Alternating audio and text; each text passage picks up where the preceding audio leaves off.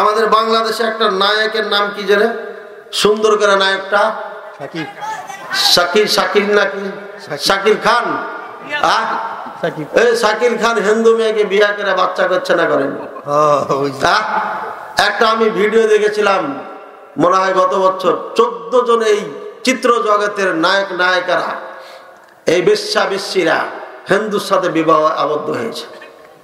বেশ্যা, এরা বেশ্যা, ডাইরেক্ট বেশ্যা, এরা ডকুমেন্ট লাগবে না, এরা যা করে স্পষ্ট বলে এরা বেশ্যা।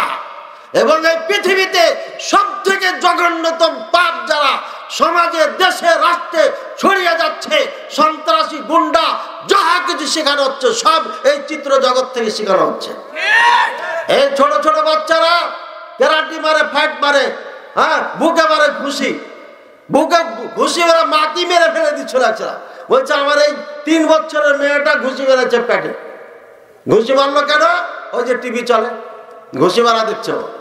কথা বলছেন, ফেলে দিয়ে ঘুষি মারে না, ওর মা শুয়ে আছে, এই যে ওর বুকের ওপর উঠে যা মেরেছে ঘুষি একদম। 3 বছরের মেয়ে মাকে মেরে ফেলে দিচ্ছিল, অল্পর জন্য মরে যেত। আল্লাহ বাঁচাইছে। এই হলো ভয়ঙ্কর এই টিভি, এই চ্যানেল, এই চিত্র জগৎ। চিত্র জগতে যারা জড়িত আছে মনে রাখবেন, আল্লাহ পাক রব্বুল আলামিন বলেছেন ইন্নাল্লাযীনা ইউহিব্বু আন তাশিআল ফাহিশাতা ফিল্লাযীনা আমানু, ওই সমস্ত মানুষ যারা চায় মুসলমান সমাজে ওয়াকল্লারকে, ফাহিশাকে, ব্যভিচারকে, ওয়াকল্লারকে, অবৈধ কাজকে আপনার বিস্তার করে দিবে, এরা এদের জন্য কঠিন আযাব আল্লাহ নির্ধারণ করে রেখেছে। ভয়ঙ্কর আযাব এদেরকে দেওয়া হবে, দুনিয়াতে দেওয়া হবে, আখিরাতে দেওয়া হবে। ওই যে শিল্পী গান গেয়েছিল, কিসের জন্য গান গেয়েছিল? একটা ওর গলা ফুলে গেছিল, চিকিৎসা করতে করতে করতে, ভিক্ষা করতে করতে করতে করতে মারা গেছে। মারা গেছে না জানি। যতগুলো শিল্পী গান গেয়েছে প্রত্যেকেরই শাস্তি এই দুনিয়াতে দিয়েছে।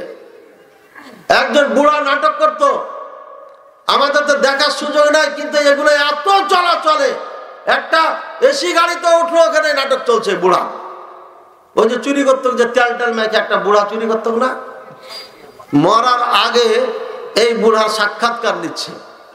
বুড়া একবার আল্লাহর নাম নাইনি, বলে নাউযুবিল্লাহ, একবার আল্লাহর নাম নাইনি। বলছে কি, এই শিল্পীগুলোকে আল্লাহ এমন ভাবে মোহর মেরে দিয়েছে, প্রত্যেকটি বলে আমার জন্য দেশবাসীর কাছে, দেশবাসীর জন্য আপনি কিছু বলেন, তোর বলে দেশবাসীর কাছে আমার একটা আবদার, আমার জন্য যেন দোয়া করে, আবার যেন আমি শিল্পী জগতে যেতে পারি।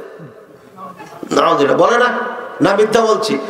একজন আমি এই শিল্পীদেরকে দেখি নাই, কোন নায়ক নায়িকাকে দেখি নাই যে আমার জন্য দোয়া করেন, আমি যা করেছি, অন্যায় করেছি, আল্লাহ যেন আমাকে ক্ষমা করে দেয়, আর আমি সারা জীবন আল্লাহ তোমার কাছে ক্ষমা চাচ্ছি, তুমি আমাকে ক্ষমা করে দাও। এ কথা কেউ বলে না। পক্ষান্তরে এক আলেমে দিন, হাজারো ছাত্রদের ওস্তাদ আব্দুস সামাদ সালাফি হাফিজাহুল্লাহ, আজ থেকে 3 বছর আগে অসুস্থ হয়েছিলেন, মনে হয় মারা যাবে ভাব। আমি দ্রুত ক্যামেরা নিয়ে সাক্ষাৎ করতে গেলাম নসিহা নেওয়ার জন্য। তো সব সময় কেঁদে কেঁদে এই কথাই বলেছে, আল্লাহ আমি সারা জীবন দরস দিলাম বুখারীর, আর এখন আমি বুখারীর ক্লাস থেকে পড়ানোর থেকে বঞ্চিত হয়ে গেলাম। আল্লাহ তুমি আমাকে ক্ষমা করে দাও, আমি বেঁচে আছি কিন্তু কোরআন সুন্নাহ সেবা করতে পারছি না, খিদমত করতে পারছি না। দেশবাসীর কাছে আমি দেশবাসীর উদ্দেশ্যে বলেন, তখন নসিহা করলেন এবং বললেন, বাবারা, হে আমার দেশবাসী, তোমরা আল্লাহ ভীরু হও, আল্লাহর পথে চলো, কোরআন সুন্নাহর পথে চলো, তোমরা কোরআন সুন্নাহ ছেড়ে এদিক ওদিক যাও না। তাহলে বোঝা গেল এক একজনের এক স্টাইল, যে যে লাইনে থাকবে তাকে আল্লাহ সে লাইনে চালিয়ে নেবে। ভাইয়ের আমার, অত্যন্ত কঠিন ভয়ঙ্কর। আজকে যদি আপনি অভ্যস্ত না হন লা ইলাহা ইল্লাল্লাহর উপরে, তাহলে মরণের সময় লা ইলাহা ইল্লাল্লাহ আপনি বলতে পারবেন না। আপনি যদি গান গান, তাহলে যখন মালাকুল মউত চলে আসবে তখন আপনি গান ধরবেন, আপনি লা ইলাহা ইল্লাল্লাহ পড়তে পারবেন না।